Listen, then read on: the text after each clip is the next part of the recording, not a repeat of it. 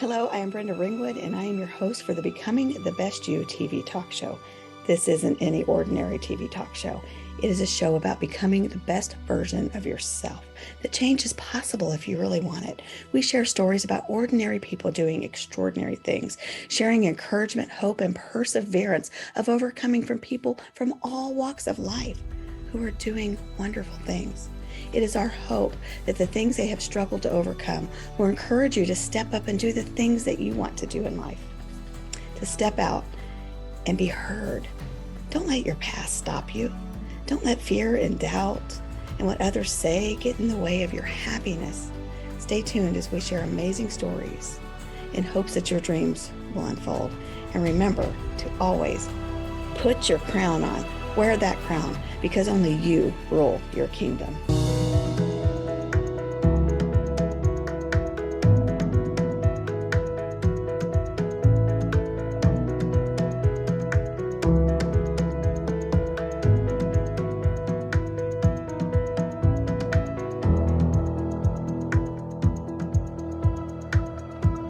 I'm Isabel Black, or Izzy, the Intentional Healer, along with my wonderful host, our wonderful host, the Professor of Change, Brenda Ringwood.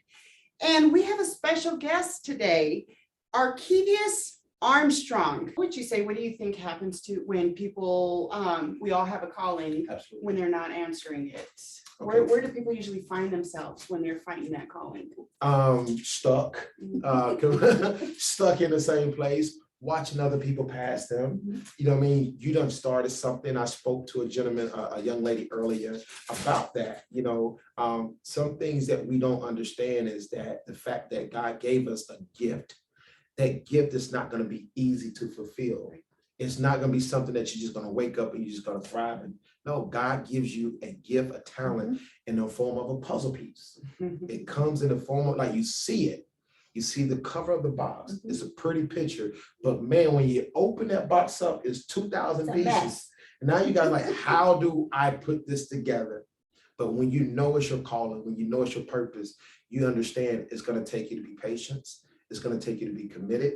It's going to take you to be really trust God, have faith, and you're just gonna have to work at it every single day. Right. Yeah.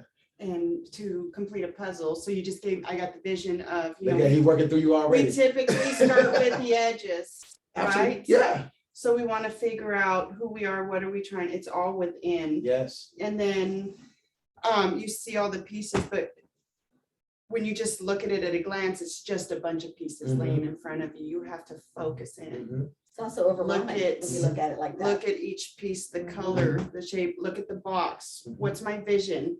How did you get started? The $1 million question. Behind the story. God. Listen, let me tell you the honest God truth. I did not choose this platform.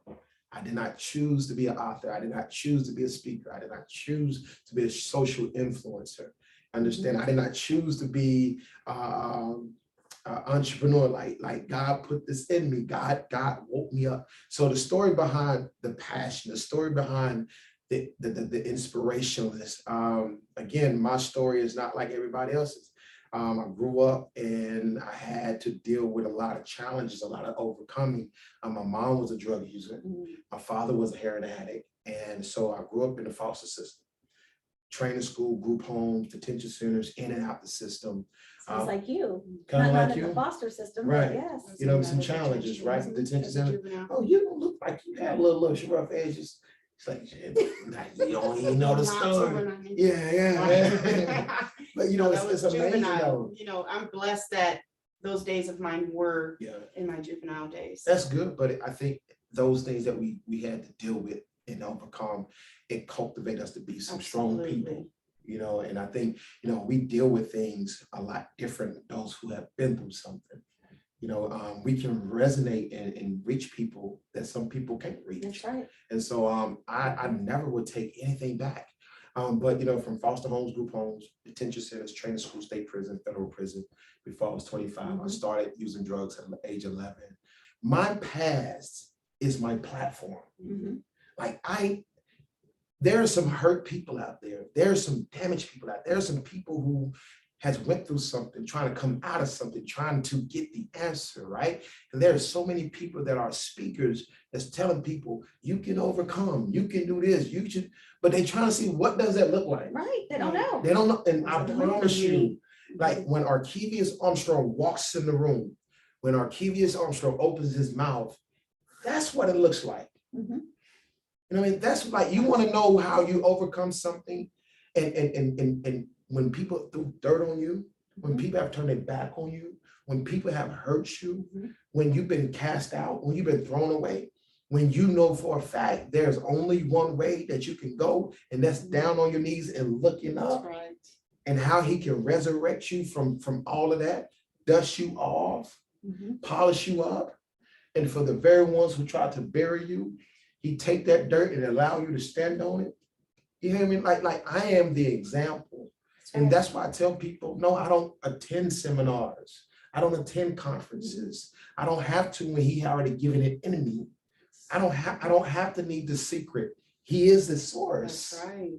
And look at how many times he was outcast. Come on. And he was spit upon and talked bad about and listen, and thought he's not God. come on. And that's the very thing. You know, I just trust people to trust God. That's how I said, just trust God. Trust God, because it's a reason why that trigger didn't go off. That wasn't man, that wasn't a speaker. No, That's right. that was God. It's a reason why that last pill you took and it didn't kill you. There's a reason why you didn't drive the car off the bridge, or you know what I mean? It's a reason why you still here. That's not man, that's God. And so that's why I always listen. Anytime you see me or hear me, listen, my mouth opens up, I give my God the praise, because it was him. It was him. And he has me walking in places, going through doors where a lot of people got it big and knock on the doors and try to, I don't need to be in every room. Right. And not every door is your door. And not every door is my door. That's right. So when did you step out on stage and start this transformation? Again, I've always started local. The recreation center, the Boys and Girls Clubs. When God put it in my spirit, he put it in my mouth, just open up my mouth to speak. I remember very vividly, and it was 2012, and someone from Hawaii reached out to me, didn't know me. They said, hey, I follow you on social media. I want to let you know, this 2012, I want to let you know that I had a dream about you. Please don't think I'm weird, nothing crazy.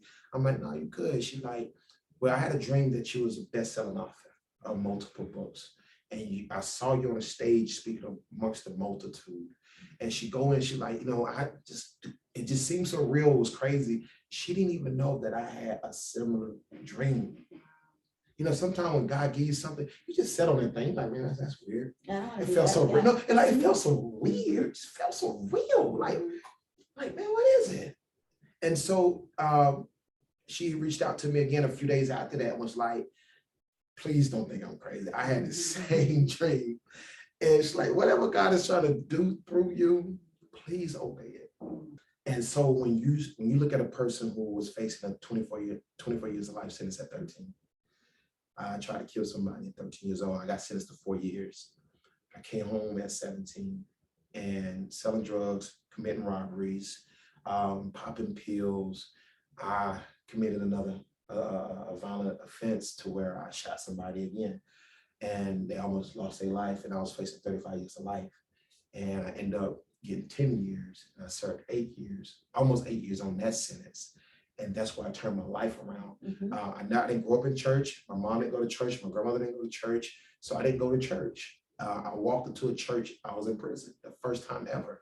And once I gave my life to Christ while I was in prison, it was a funny feeling, a feeling that I was so uncommon with.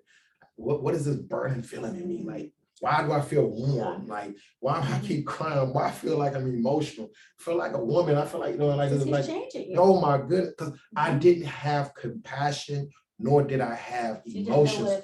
I didn't, because I have been through so much. I used to get literally physically abused by my father. Literally like beaten. I ain't talking about no whoopings, no beatings. Stand in the corner on one leg, lick water off the floor, run your head into the wall, just torture, slapped in the face. Like, I was a kid who had no emotions. All I knew was violence. That's all I knew. All I knew was I'm hurting, so I gotta hurt something, someone. And it gave me a fulfillment, right? Like even when I used to commit crimes like carrying guns, and I would rob people for stupid stuff. But the love of you being vulnerable to me gave me like a high. And so, I mean, I used to hear people like, yo, this kid is crazy. Like, you can see, like, that's why, like, when people see my mugshots, they like, yo, you see it in your eyes. And you know, you can, when Yeah, you see a yes. changed person, Yeah. you can tell. They're like, dude, you was like possessed. And, you know, and it was just like, you know what I mean? Now, you know what I mean, living, like I'm living and I'm helping other people heal and live. You know what I'm saying? And it's just like, that's why I tell people, I refuse to keep my mouth shut. Good for Because you. I did not do this. Right. This is God. Yeah. You see him. I see the gentleness now, because you were talking about just how violent you were. I don't Yes. see that anymore. Absolutely. Absolutely. And that's the thing. I said this when I just spoke at just a few minutes ago. When God does something through you, you do not look like what you come out of. Right. That's right. Hear me clear. When God does something through you, you whatever you come out of, you don't walk the same, you don't talk the same, you don't look the same. Right. So people Because don't you're know not the same. you're not the same. And people really don't know my past until I tell them, because really when they see me, I get it all the time. Like, bro, every time you post your mug shots, it still don't seem real. I had one lady told me, she said, I think your story is a lie. Wow. I've been told that. You know what I'm saying? Because I mean, the way I articulate myself, the way I carry myself, you know, you don't know I have tattoos until I wear short sleeve shirts. But you know, sometimes we just think that because people have been to prison, they're gonna have that prison look. But let me tell you, there's not a prison, because prison does not discriminate. No, they don't. There's discrimination in prison, but prison itself does not It doesn't, discriminate. I don't care how much That's money right. you got, no matter how broke you are. Trust me, we welcome you. And here's the thing, I believe in the prison system. I do and I don't. I do. I believe that they're necessary, and I believe that there's some people that never need to come out. But I also believe that the people who put people there have way too much power. Right. And the system needs to change. Right. You know, and again, but that's not the prison though. No, it's the people. That's the system. That's the system. That's Yeah. the system. Yeah. But Like I said, the prison Yeah. is needed. Yeah. It is needed. and here's my theory. I've never seen someone walk into a prison and come out looking worse than they did when they walked in. Like, prison have saved so many lives. Yes. Oh, definitely. You know what I'm Especially saying? the drug The users. drug or user, the- I mean, or- like yeah. I've seen reformed people come out and start businesses, be more of a father, be more of a mother. Like, that prison has They saved so many. appreciated what they lost Yes. now. So that's why I believe it. Me too. You wouldn't be sitting here with Arkevious Yeah. Armstrong if it wasn't I for agree prison. that part with You you. know what I'm yes. saying? But you know, if you didn't go through what you went through, Come you on, can't I be would. helping the people that you're talking Right. to now. And it's and great statement, because my walk is an example. Yes. Yes. It's an example. Right. The way It's I, also a choice. it's a oh my God. It's Well, a I was choice. going to get to that a second ago. I didn't want to interrupt, but I know for myself, I'm just one decision away of being the person I used to be. It's a choice every day. And I think people think that when they change their life, everything around them changes. And they're dependent on that. But no, it doesn't matter where you're at, what's going on. It's a decision one makes for themselves. And for Absolutely. me, like I said, it's a daily recommitment, That's it. because every day the old Isabel tries to show up, And it's easy. It's It's very easy to easy. go back. It's easy. Yeah. and I have to know why I no longer choose that life. Right. So what are you doing on a regular basis? You're speaking, you're writing a book. What else is in your life that you Oh do? my Lord. Oh my God. I'm doing his work. So I have a organization called Step Up to Leadership. It's a social development program back in Charlotte, North Carolina, that focus on young boys from the age 10 to 17 years Oh, old. wow. So we teach social and personal etiquette, social and personal development, That's decision-making skills, conflict resolution, business and trades, financial literacy. One of the biggest things that I pride myself on, and I started this organization, one of the things, and you probably saw the van is wrapped. I have a van.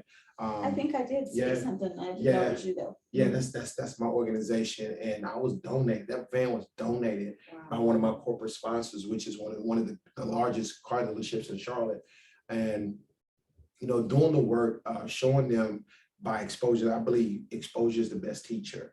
And so we can teach, we can give them all the tools. Sometimes we got to remove people out of their situation so we can show them what you can have. We can show them different avenues. And so every time I come in contact with some great people, I don't be amazed about what you're doing and what you have. I want to see how what you're doing can impact my young boys. Right. And so we're right now currently have partnered up with Bass Pro Fishing Academy Sports, because we have diversified the Bass Pro fishing with young black boys. That's wonderful. Yeah, it's something like I fell in love with fishing. I never had an outlet. I'm always giving, speaking, providing. And I'm like, okay, what do I do for me? You have to reset, you have to recharge, right? And so one day I was speaking in Minnesota and met up with some great people. They love fishing, and they took me out there on the boat.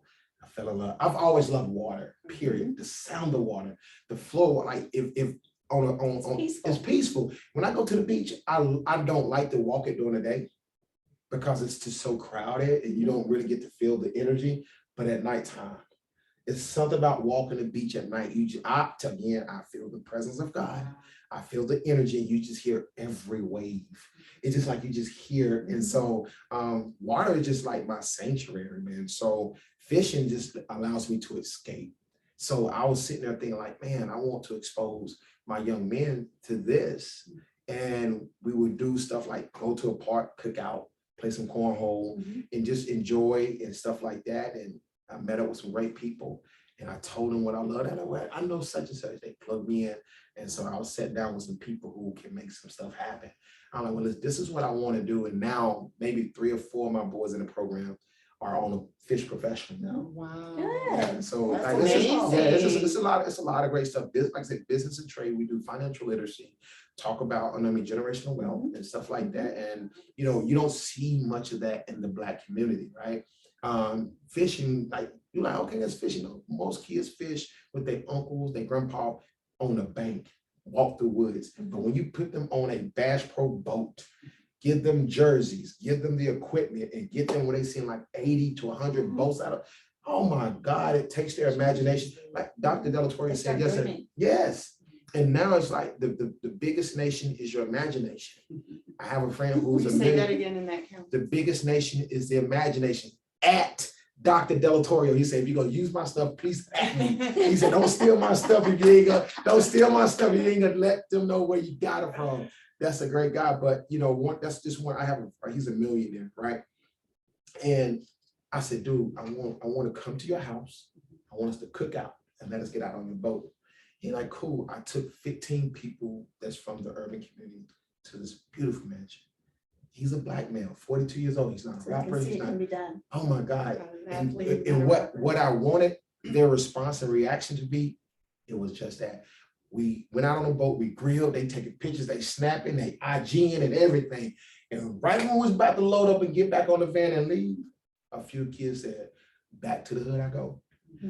I said, that's what I wanted you to feel.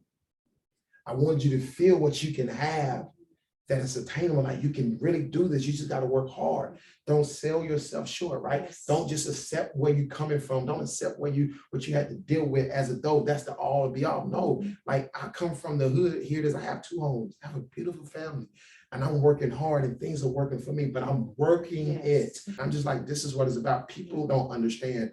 God will move when you connect. Right, he does. If it's not meant to connect, it's not meant to connect. But he said, listen, I need you to move. I don't know. The fact of the matter is, this could have been part of the purpose of this whole event. Well, we know it is, because we came here for a different reason. You know what I'm saying? And look what's happening. And so, Right. So Charlotte, North Carolina, I'm doing a lot of great things. Again, my life is just built around serving. That's it, serving people. You know what I mean? Changing lives. If I leave here today, I am okay. My footprints is in the soil. My handprint is in the soil. I've laid the foundation. People would know, my kids would know your father was here. Right. Yeah. So tell us the name again of your organization Okay. and how people can get plugged in. Oh, absolutely. Okay. Step Up to Leadership. You can visit sutlnc.org. That's the website. If you want to know more about the website, everything is on there. IG is step_up_leadership on Instagram. And you'll see a lot of great things that we're doing in the community, in the lives of these young boys. We have other programs coming up. If you want to follow me on IG, that's ArkInspire81. You'll see a lot of the passion, a lot of the influences that I have, a lot of the influence that I have in me that I'm pouring out to the people. LinkedIn is Arkevious Armstrong. Facebook is Arkevious J. Armstrong. Wonderful. Yes, absolutely. Well, we thank you for coming. appreciate you. It's been wonderful getting to know you, and I love the passion that you have to want to help others. Absolutely. More people need to have that passion. Absolutely. They do. Absolutely. I think we would have a whole lot less hate in the world if we had more people like that. Yeah. That's the thing about people too. We're in a world to where opinions matter more than anything. Mhm. And I always tell people, their opinion they're entitled to whatever. Doesn't mean it hold any weight. You know what I mean? You're entitled to it, but I'm gonna be me. Yeah, who says that somebody else's opinion of you really isn't your business? Who It's says not, that? yeah, it's not good. It's not saying, Les hey, Brown. Les Brown. Yeah. You know what? And that, he did say that. I always tell people, be careful what you pray for. Mhm. Because what he done, okay, now I got your attention. That's right. Now I can't stop talking about him. Mhm. Now I refuse to stop talking about him. Right. That's, I spoke on that, at one of my events, and it was, by the time I battled cancer, I didn't scare easy Come on. anymore. Come on. It didn't scare me. I had been through much worse. I dealt with abuse. Wow. and different forms of neglect and everything. So that, at least I felt like I did feel like I had some control over it, because it wasn't another person outside of me causing me harm. This Right. was me, and I got to Come on. choose how I was going to feel through it and what type of mentality I was going to have through it. Mhm. And no one could take that from me. That's right. But it was my cancer that opened my eyes, because although I had already started an intentional life journey Mhm. in November of 2017, and I practiced being intentional and doing things on purpose with ultimate purpose. So that means I had to make a list of everything and everybody in my life. And I just started devoting to myself what I would do better with that person. What I would, and they would have no clue. Right.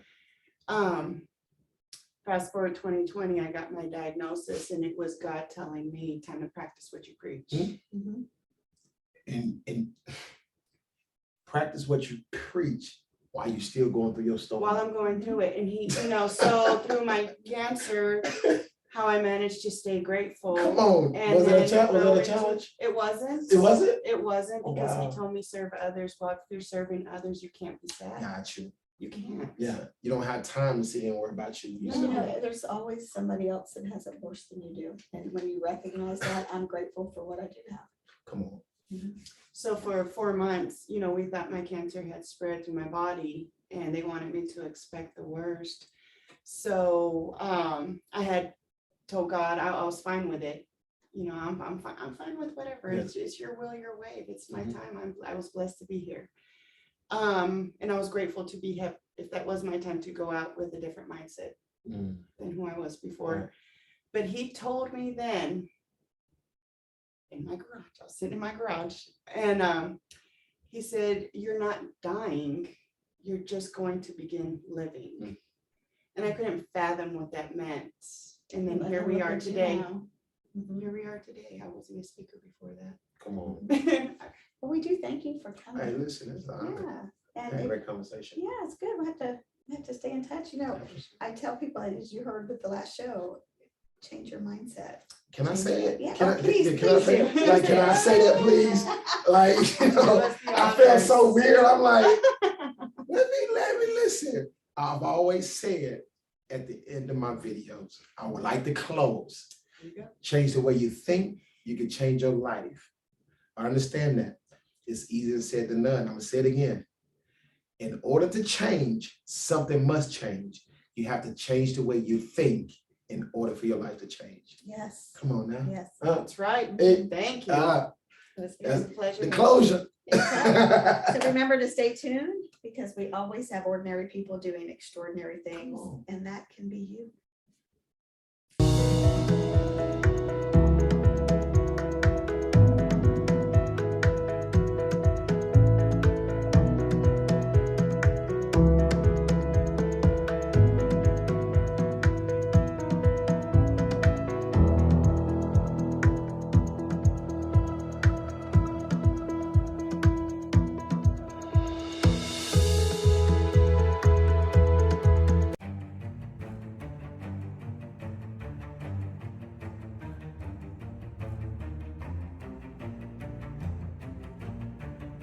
I'm just hanging out at home working on some edits on some film that we shot. We really have some miraculous stories of some wonderful people who have truly come a long way in life, that have overcome challenges, but they stepped out and they did the things that they wanted to do, and they grasped the life that they wanted for themselves.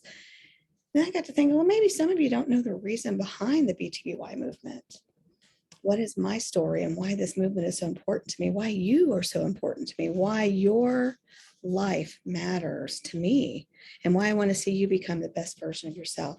So I wrote this book, and I had a lot of friends tell me I needed to write it, and I really didn't want to. But the more I do this, the more I felt that it was needed just for myself, even to heal. So if you've got a story out there, sometimes it helps to write it down. And my book is called When the Truth Hunts You Down by Brenda Ringwood. You can get it on Amazon, or it's real short. It's just about 100 pages. So go check it out on Amazon. I'd love to hear more from you and what you think about the show and this movement. You can always find me at social media at Brenda Ringwood, brendaringwood@gmail.com, or at thingsbybrenda.com. Hi, my name is Dean Storr. I'm sure glad you took the time to watch this promo video. And, people call me the Professor Mind Shift. What I do is I'm a mind shift professor. There's nothing like being stuck and not knowing how to get unstuck. And many times the way we get stuck is we just stop. And that's how we get stuck. And so I'm here to help you move from a place of not knowing where you're at and what to do to a place of light, refreshing, peace, calmness. And, you think of the turmoil that most people have in their minds, the day and age that we live in. It's sometimes can be really difficult, can be really hard. And so as a peer life coach, I come side by side. I walk with you side by side. I walk with you on your journey that you're at, and we help you move into a place of uncovering those areas that hold you back.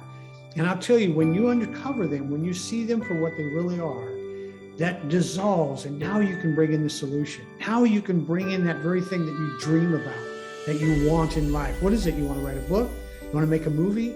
You want to have a business? Whatever that is in your life. You want to go to college? You want to, find your own space or your own place? It doesn't matter. When you walk side by side, I'm going to walk side by side with you. I am not going to let you go. And I'm here for you. And this is Professor Mind Shift, the Mind Shift Professor, letting you know that we're here all the way to the end. Thanks for watching this. Hello, you guys. I am Charlotte the Challenger, and I challenge others to win in life so they can walk in victory. So I'm super excited to share this testimony video of Dean Storr, who has been absolutely amazing on my journey to where I am going. And so with that being said, I am thankful for the effective communication that I am learning. I'm thankful for the insights and information of how to expand my business and how to communicate with clients even more better, and just even how to be able to even the things that's within myself and how I can grow and be better in certain areas of my life. So I'm so thankful for the opportunity for him to be able to be on the journey with me, and I'm super excited for that. So I thank you, Dean. I appreciate you so much. You know this, I told you this, but and I can't just wait to see what the future holds for us and you as you continue to help other people. First Cup KC, unique, hustle hard music, yeah. First Cup KC, start your day off with a cup of Joe and positive convo. First Cup KC, shine a light on the ones that work hard from Kansas to the Mo. First Cup KC.